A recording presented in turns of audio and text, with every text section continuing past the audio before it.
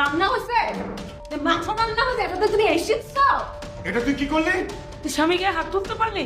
সামান্য তরকারির মধ্যে একটু লবণ বেশি হয়েছে বলে তুমি আমার কানে সন মারলা। তুমি কি ভুলে গেছো যে আমি তোমার স্বামী? এই, তোরে স্বামী হিসেবে কে মানে? তোরে আমি আমার বাড়ির চাকর মনে করি, হ্যাঁ, কাজের ছেলে। তুমি যেহেতু মন থেকে আমার স্বামী হিসেবে মেনে নিতে পারতেছো না, এই বাড়িতে কাজের ছেলে হিসেবে আমি আর কতদিন থাকবো? আমি আর থাকুম না, আজকে এই বাড়ি ছেড়ে চলে যাবো। আরে যা যা, কই যাবি? হ্যাঁ, তো যাওয়ার তো জায়গা নাই, গরিব। এখানে তোর ফিরে আসা লাগবে। ফকিনের বার ভাত দেখা বাঁচি না। তুই ধ্বংস হয়ে যাবে। অনেক বড় পাপ করছিস। স্বামীর গায়ে হাত তোলা মহাপাপ, এটা তুই জানিস না? শিউলি, তোর বিয়া তুমি 3 দিন পেরেই যাচ্ছি। এই, তুই যদি কারো হাতে রান্না না খেতে পারিস, নিজে রান্না করতে পারিস না, তুই স্বামীর গায়ে হাত তুলছিস, তোর তো বেঁচে থাকার থেকে মরে যাওয়া ভালো। জ্ঞান দেওয়া শেষ, এবং যাও যাও।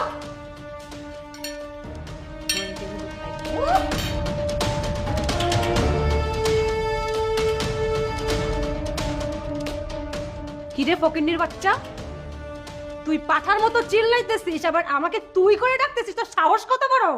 এই, খবরদার গালিগালাজ করবি না। গালিগালাজ করলে না তোর কপালে খারাপই আছে। তোর তো অনেক সাহস বেড়ে গেছে। সাহসে কি দেখছিস তুই? তোর সাহস আমি বের করতেছি, তারা। আচ্ছা ছাড়ো না, আচ্ছা, ছাড়ো না। তোর কত বড় সাহস! তুমি হাত, তোর হাত ছট। অনেক সহ্য করছি, আর এক মুহূর্ত আমি সহ্য করব না। তোর সাহস কি করে হয় আমার হাত ধরার? এই, কি হয়েছে রে মা? কি হয়েছে? চিৎকার করতেছিস কেন? কি হয়েছে মা? দেখছো বাবা, এই ছোট লোকের বাচ্চা ওর সাথে খারাপ ব্যবহার করতেছে। কিছুই করার নেই রে মা।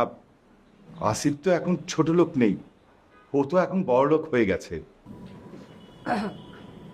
বড় লোক হয়ে গেছে মানে? তোমরা এসব আবল তাবল কি বলতেছো?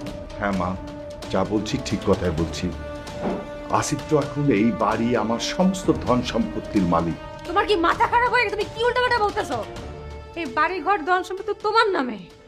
সেটা একসময় আমার নামে ছিল, কিন্তু এখন আমার নামে কিছুই নেই, সবকিছু এই আসিফের নামে।